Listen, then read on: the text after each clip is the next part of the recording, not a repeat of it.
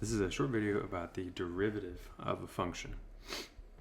So similar setup, let's say I've got an interval I of the real numbers, and let's say you've got a function whose domain is I, and let's say you take some point that's in that interval. So we're going to call a real number L, we're going to call it the derivative of the function f at the value c, at that point c, if the following happens. So here's some big epsilon delta definition. So for every positive number epsilon, there exists a delta bigger than 0, such that if you had a point x in your domain I that is not equal to c, right, the value that I care about here, but is also within delta of c, then the difference between, or maybe the distance between L and this quantity here, f of x minus f of c over x minus c, the difference between those two should be less than epsilon. And so this should look familiar. This is the slope of the line between the points x comma f of x and c comma f of c. So in other words, given any 2 points on the graph of f, this is calculating the slope of the line that connects those 2 points. And so what we're going to do is whenever that definition is satisfied, then we're going to say that f is differentiable at c. And of course, the notation for it, instead of L, we're going to dispense with L, and we're going to call it f prime of c. So we'll still use prime for the derivative most of the time for right now. So another way to think about this epsilon delta definition, right, it looks an awful lot like some kind of a limit. This looks an awful lot like it's trying to say that the limit as x approaches c of this is equal to L, right? If it can be made arbitrarily close to L, that's the idea of a limit. So yes, f prime of c will be defined as the limit as x approaches c of f of x minus f of c over x minus c, provided that that limit actually exists as a real number. And so, of course, what you're looking at is, oops, I didn't want to do that. Oh, it's all right. You know, I can't just plug in c here because I get 0 on the bottom, right? So that's what I mean, provided that limit actually exists. And so, of course, as well, f prime, the derivative, it itself is a function whose domain is a subset of the domain of whatever f is. So I'm going to leave notability for a second because I have got maybe a picture in Desmos here that I just wanted to show you to get an idea. So C is my point. What I've done is I made a little slider here. So the graph in red is F, and the graph in blue is the line that connects the black point and the purple point. And what I want you to see, what's going on when I let A, which A is kind of working like X did in notability, but if I drag A closer and closer to C, that line in blue, what we might call a secant line, that line is getting closer and closer to what would be called the tangent line, right? And so whatever the slope of that line is what we're going to call the derivative at this point C. So again, this maybe in a picture is what that limit is actually doing. As I drag this black point closer and closer to the purple, and I constantly calculate the slope of this blue line, right?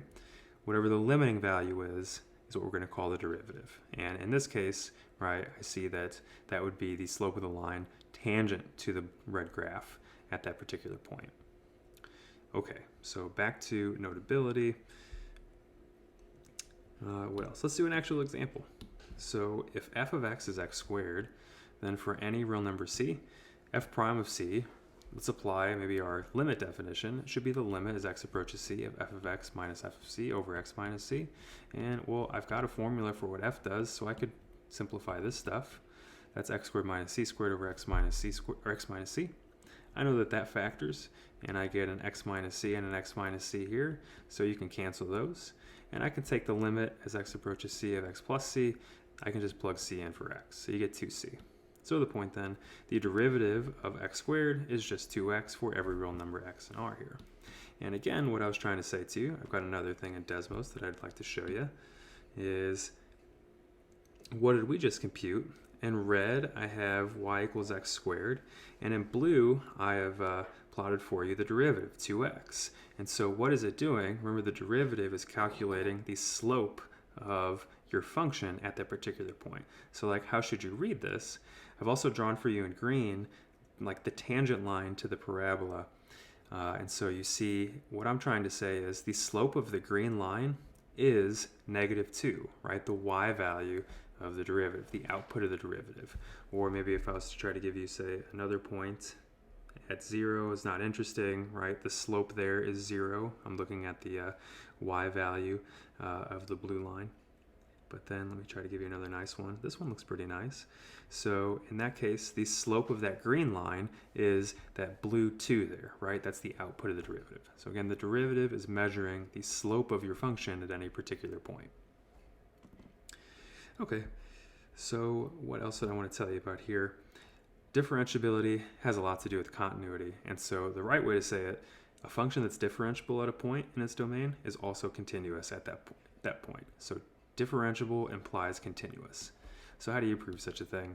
So by hypothesis, f's differentiable, so this limit definition should hold, and in particular, right, that limit should be a real number. And so what we're going to do is we're going to play with the limit as x approaches c of f of x minus f of c.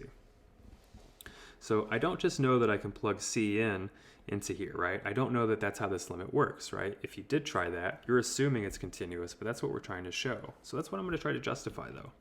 So what I'm going to do, though, is I'm going to take this expression and I'm going to multiply it in the top and the bottom by an x minus c. Right? So I've only multiplied by 1, and I know that's a legit math trick. And so the point of that, then, is that now what I can do, I know that I have some limit laws.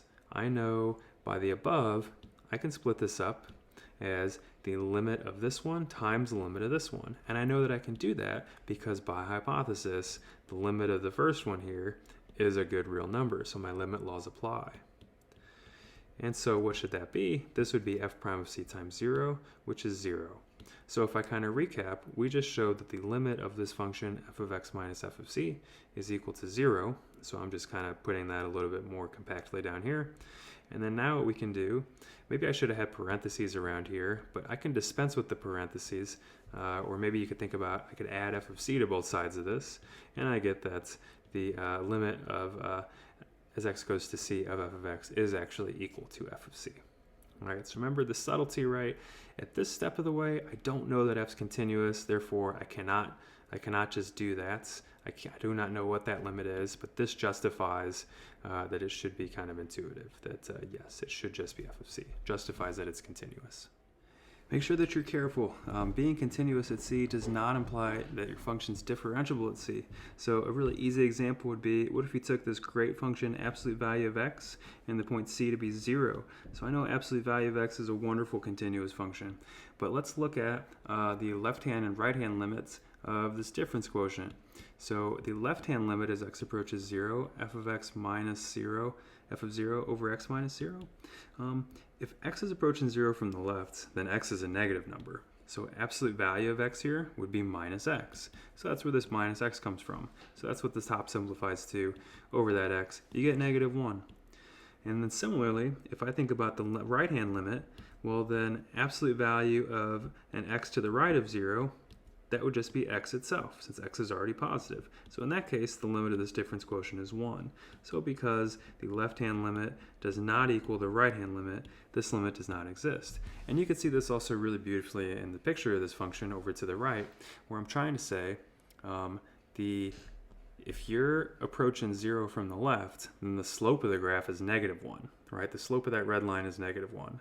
But if you're approaching 0 from the right, then the slope of that green line is positive 1. So if I'm thinking about the slope of the graph, you know, as I get close to 0, it's very different on the left than it is on the right. And so therefore the derivative does not exist at this point. So again, be careful with a lot of this theory. Continuous at c is not enough to say that it's differentiable at c. The result that we just proved said differentiable is a stronger concept. Differentiable at c does imply continuous at c. So in other words, like if you're going to draw a differentiable function, then you can't pick your pencil up either. It's kind of a funny way to say that.